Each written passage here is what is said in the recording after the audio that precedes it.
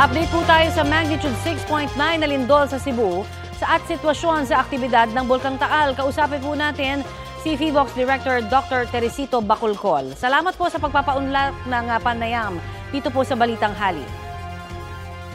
Magandang tanghali din po sa inyo, ma'am.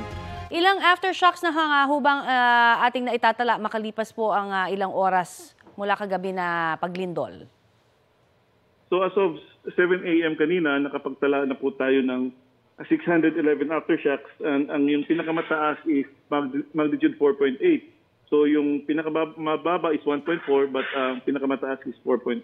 Sir, ito... And we would go ahead, sir. Go ahead. Aftershocks in the next few weeks or even next few days or even next few weeks. Oho, medyo matagal-tagal pa rin ho kung ganun pa rin ang ating mararanasan. Ano ho ang abiso ninyo? Dahil kung magnitude 4, mararamdaman pa rin ho yung lakas nun, hindi ho ba?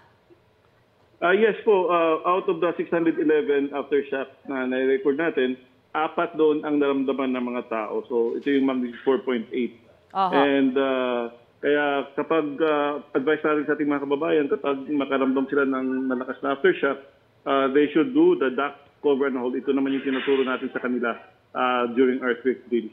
At kung kahit na sabihin na ho natin na hindi gano'n nakalakas katulad ng 6.9, pero kung na-damage po during the 6.9 yung mga gusali at makaramdam po ng mga pagyanig pa rin ng mga aftershocks, maaari pa rin hong magkaroon ito ng masamang effect, di ba ho, sa ating mga kababayan pa rin kung magbagsakan? Yes, tama po kayo. In fact, yun yung advice natin sa ating mga kababayan. Kapag yung bahay nila or yung structure kung saan sila namamalagi ay may visible damage, so they really have to consult muna yung municipal or city engineers. Kasi po, kung hindi man ito bumagsak during the main shock, baka babagsak ito during a strong aftershock. Kasi these are already visibly weakened by the main shock. So they seek muna sila ng advice from their municipal or city engineers as to the integrity of their houses or structures. Kasi nga po, baka mabagsakan sila. Okay, Dr. Teresito Bacolcol, kanina ho sa radyo, sa DZBB, ay nasa mahigit 30 na ho ang confirmed na nasabi hong casualty o mga namatay. Pero ngayon po, may mga sinasabi silang unconfirmed reports na umabot na ito na mahigit sa 6 na po. Meron na ho ba kayong balita tungkol po dyan? Wala pa rin po kaming balita as to the official number of casualties kasi po ang nagbibigay ng official data, yes po, yung statistics would be the Office of the Civil Defense. Okay, wala ho bang banta ng tsunami dahil nasa karagatan ho daw ito galing? Yes, tama po kayo. In fact, yes, last night nagpalabas po tayo ng tsunami information advisory. And sinasabi natin na baka magkaroon ng minor sea level disturbance. Kasi po, based on our modeling, pwedeng magkaroon ng not more than 1 meter tsunami waves. Nga po. So, ang expected time arrival would be 9:59 p.m. kagabi to 11:20 p.m. But since wala naman po nangyari, so we lifted the advisory 2 hours after the end time. So we lifted it at 1:20 a.m. kaninang madaling araw.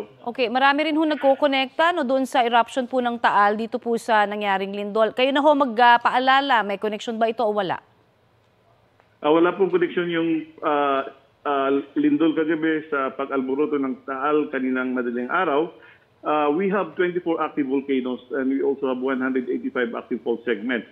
So there is always this possibility na magkakasabay-sabay kasi sa dami ba naman ng vulkan natin na aktibo at sa dami din natin ng mga active faults, may chance talaga na magkakasabay-sabay yan. Buti na nga lang at hindi pa sumabay yung bagyo. Nauna yung bagyo last week. Pero again, wala pong connection yung lindol sa pag-alburuto ng Taal Volcano. Okay, at ano hong ang update natin sa Bulkang Taal sa mga oras na ito?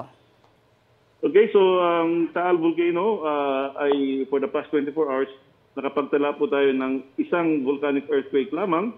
And right now, nasa alert level 1 pa rin yung Taal Volcano. Although meron tayong, again, kaninang madaling araw, meron tayong minor eruptions, but these are still characteristics of alert level 1 activity. Okay, marami pong salamat sa inyong oras na ibinigay sa Balitang Hali, sir. Maraming salamat. Yan po naman si PHIVOLCS Director Dr. Teresito Bacolcol.